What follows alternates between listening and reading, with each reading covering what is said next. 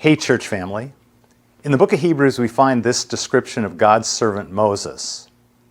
It was by faith that Moses' parents hid him for 3 months when he was born. They saw that God had given them an unusual child, and they were not afraid to disobey the king's command.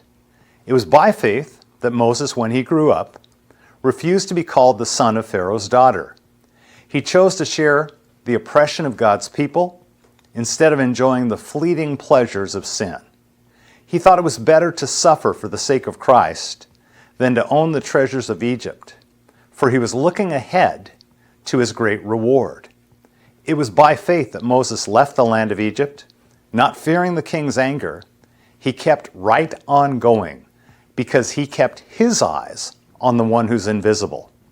It was by faith that Moses commanded the people of Israel to keep the Passover and to sprinkle blood on the doorposts so that the angel of death would not kill their firstborn sons. It was by faith that the people of Israel went right through the Red Sea as though they were on dry ground. But when the Egyptians tried to follow, they were all drowned. Tucked inside those verses is a short phrase that indicates Moses' approach to life.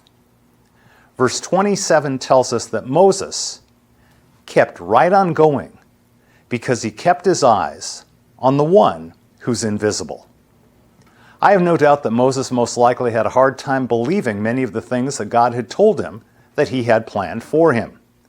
For instance, how could someone who was slow of speech stand before the king of Egypt and convince him to let God's people go?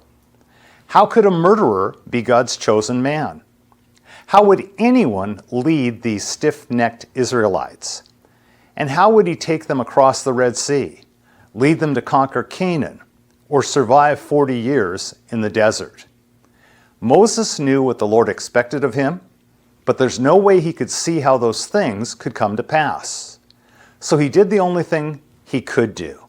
He kept his eyes on the one who's invisible, and he moved forward in faith. He trusted in God to guide, protect, and to overcome. And God did not disappoint. I pray that when we're faced with uncertainty, when we have a hard time seeing how God is going to keep his promise in our life, that like Moses, we do our best to keep our eyes on the one who's invisible, the one who promises to walk with us and go before us. Amen.